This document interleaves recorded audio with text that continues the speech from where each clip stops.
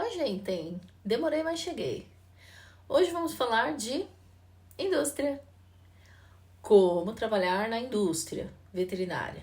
Áreas, salários, habilidades. O que você precisa saber para trabalhar na indústria veterinária?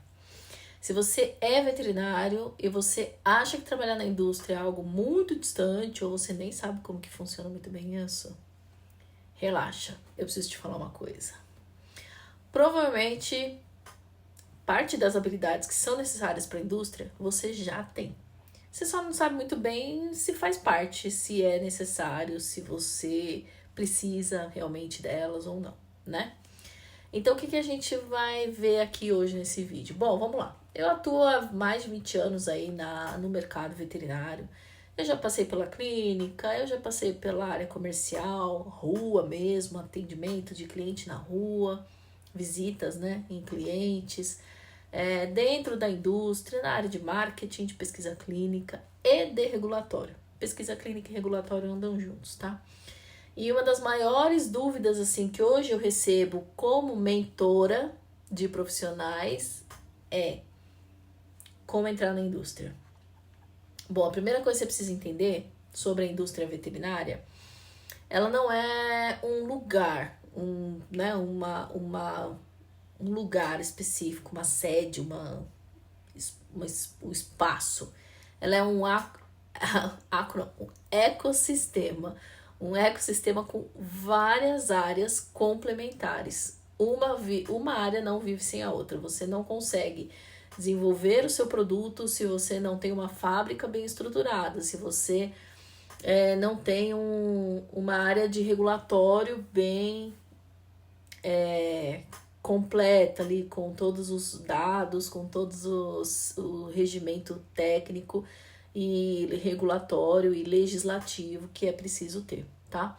Então eu vou te mostrar aqui algumas das principais áreas onde a gente pode atuar. Por exemplo, na área comercial, você pode atuar como representante técnico, como um consultor de vendas, o relacionamento ali com clientes, né? Então, o representante técnico, promotor técnico, propagandista, promotor de ponto de venda, tem várias nomenclaturas, tá? Ou como um consultor de vendas, que também é conhecido como vendedor, consultor técnico de vendas, consultor comercial de vendas, enfim, tem várias nomenclaturas aí também. O que você precisa ter de habilidades fortes no seu perfil? Comunicação. Comunicação é o ato de você falar e pessoas compreender, entender, estar atenta e compreender o que você está falando, né?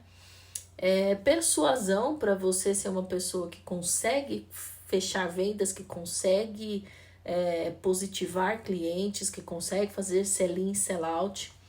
E relacionamento, né? Você não pode ser um vendedor bom se você é um cara que as pessoas nem gostam muito de cumprimentar. Tipo, cumprimenta esse meio de longe. Ai, oi Letícia, você chegou. Qualquer hora eu te atendo, tá? Né? Então você não pode ser um vendedor. Uma área de marketing. A área de marketing é uma área muito criativa, né?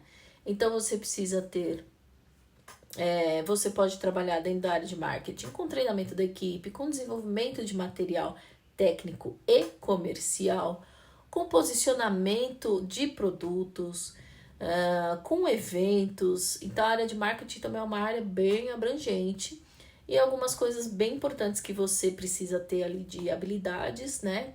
Comunicação. Só que você precisa trazer a comunicação, trazer uma comunicação técnica para uma comunicação mais coloquial, para uma linguagem mais prática, porque nem sempre o cliente que vai ler aquilo, ele é um cliente técnico, ele vai entender o que você está falando tecnicamente, cientificamente. E você tem que ser um cara estrategista, né? Um cara criativo e um cara estrategista. Então você tem que conhecer o mercado, se você não conhece, você tem que ir atrás do mercado para se fazer conhecer no mercado, ver o que é tendência de produto, ver o que já está meio que caindo fora de linha, caindo fora de moda, enfim. Área de pesquisa clínica, que eu vou puxar a sardinha porque é a área que eu mais amo na minha vida. Você pode trabalhar como monitor de estudo dentro da empresa, você pode trabalhar em centros de pesquisa como responsável técnico, como investigador principal, como co-investigador, como auxiliar de pesquisa, como pesquisador. Investigador e pesquisador, a nomenclatura é a mesma, tá? O pessoal costuma usar as duas. A gente usa bastante investigador, mas pesquisador também é o mesmo. Você vai trabalhar com protocolos de estudo, com relatórios de estudo, com dados ali, né? E também você vai trabalhar com os animais. Você vai fazer as atividades nos animais, você vai mexer nos animais, vai fazer os exames, vai fazer o exame clínico, coleta de sangue, coleta de fezes, você vai fazer as coisas na mão, tá? Importante para o seu perfil, organização. Isso é, assim, primordial. Rigor técnico e legislativo. A gente segue muitas legislações, resoluções, guias nacionais e guidelines internacionais. E a gente tem que estar com eles ali na agulha, no fio da navalha. Ah, mas eu vou decorar todos. Não, você não vai decorar. Ninguém decora 400 mil legislações, mas você tem que saber onde tá. Você tem que saber onde procurar, você tem que saber onde que você vai se guiar, tá? E conhecimento em boas práticas clínicas e bem-estar animal. Principalmente bem-estar animal. Eu coloco sempre bem-estar animal em primeiro lugar, porque bem-estar animal é o ouro do nosso trabalho em pesquisa.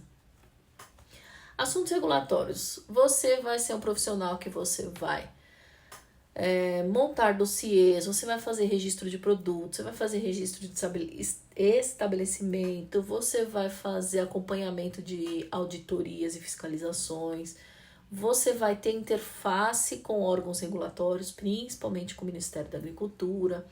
Então você tem que ser um profissional com o seguinte perfil: atenção a detalhes, escrita técnica, rigor científico também, né? Rigor técnico e conhecimento de legislação.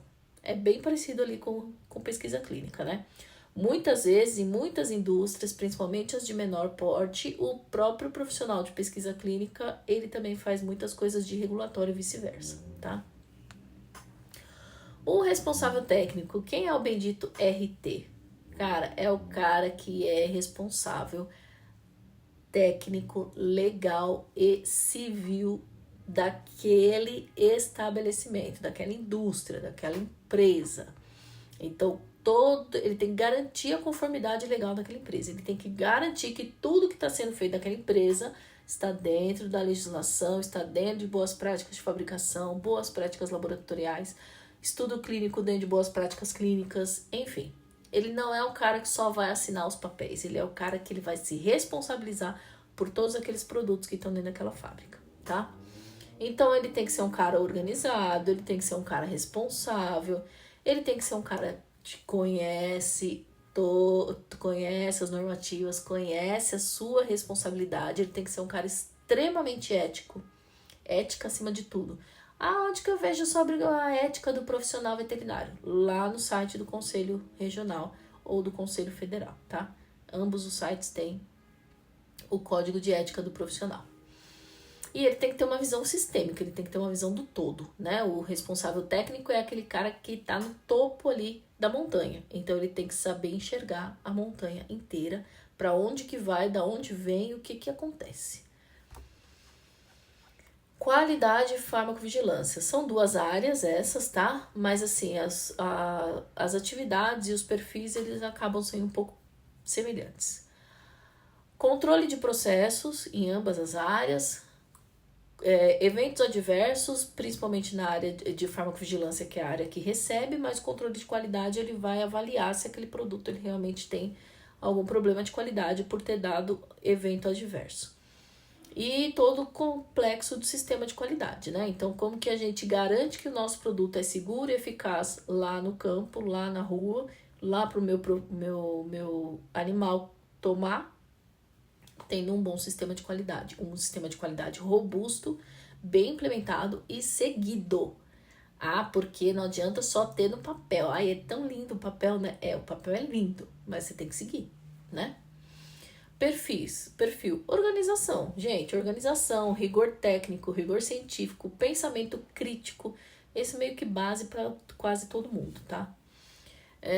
Pensamento crítico, né? Então você tem que saber identificar, você tem que saber buscar as informações, rastrear quando deu problema, deu ruim lá, vamos atrás do que está acontecendo, rastrear toda a informação e descobrir a causa raiz daquele problema lá, né? Então você tem que ter um pensamento bem crítico. Com relação a hard skills, né? O que são hard skills? São conhecimentos técnicos, né? O que a gente precisa ter? Conhecimento técnico, né? Conhecimento técnico veterinário é a base para todo mundo. Uma boa formação em medicina veterinária, um bom acompanhamento ali, né? Você estudar, você se dedicar, você ir além do que a faculdade te pede. Noções não. Conhecimento de legislação, é o que eu falei, não precisa decorar 200 mil legislações. Leis, decreto-lei, resolução normativa, portaria, não precisa decorar. Mas você tem que saber onde você vai achar a informação, tá? Boas práticas, clínica, laboratorial e de fabricação, você tem que saber, você tem que conhecer. Escrita técnica, você tem que ter uma boa escrita e interpretação de texto, tá? Então, se o seu português é meia boca, vai estudar português, vai estudar interpretação de texto. E inglês também. Inglês é primordial. Sem isso, conhecimento técnico veterinário, legislação, boas práticas, escrita e leitura técnica. Em inglês, sem isso, cara, infelizmente a indústria não é uma área para você ir, tá bom? O que diferencia, né? O que diferencia o profissional na indústria ali com relação a soft skills, que são essas habilidades que a gente já estava falando ali, que são mais comportamentais. Comunicação, inteligência emocional, adaptabilidade, porque muitas vezes você vai ter que mudar de área, vai ter que fazer coisa de outra área, você vai ter que, às vezes, viajar a trabalho, você vai ter que mudar de cidade, de estado, de país para trabalhar, tá? Pensamento estratégico e gestão de documentação e gestão de tempo. Então, sem organização, sem comunicação, inteligência emocional, adaptabilidade, pensamento estratégico, a indústria não rola para você também, tá bom? A gente precisa saber ter essas habilidades em nossa vida, saber se posicionar com relação também às suas habilidades, tanto técnicas quanto comportamentais. Os maiores erros aí para quem quer entrar na indústria, mas acaba pisando no tomate antes de ir para a indústria. Esperar estar pronto. Não, quando eu souber todas as leis de cor e salteado. Não, queridinho, não, você não vai saber. Eu tô há mais de 10 anos só na indústria e eu não sei as legislações de cor, tá? Então, assim, você não vai saber. Não espere estar pronto, se faça pronto. Não entender as áreas. Eu vou aqui trabalhar na minha área comercial e eu vou só focar na minha área comercial e que se lasque o mundo. Não é assim que funciona.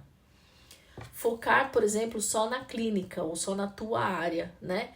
Então, você que é um profissional que hoje trabalha, por exemplo, na clínica, você só foca na clínica e não quer nem saber de onde que vem o produto que você está dando para o animal, se você quiser migrar de área, vai ser um pouco mais difícil para você. Agora, se você está na indústria e você fala assim, eu sou do comercial e eu só vou focar na minha área comercial, também é um tiro no pé.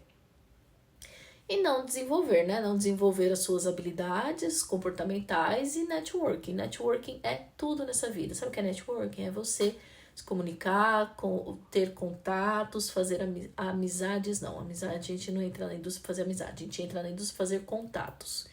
Então, você ter contatos com vários profissionais de várias áreas, de vários âmbitos, tá bom? Agora me conta aqui. Gostou de conhecer um pouco mais sobre a indústria? O que você acha que é uma área legal para você trabalhar na indústria? E se você quiser conhecer um pouco mais detalhadamente de cada área especificamente que a gente comentou aqui nesse vídeo, comenta aqui para mim nos comentários, tá? Mas de qualquer forma, me conta. Você achou legal? Gostou do vídeo? Acha que é uma boa área a indústria veterinária? Conversa comigo aqui e me diz mais temas para próximos vídeos. E não esquece, like, compartilha e se inscreva no canal. Beijo!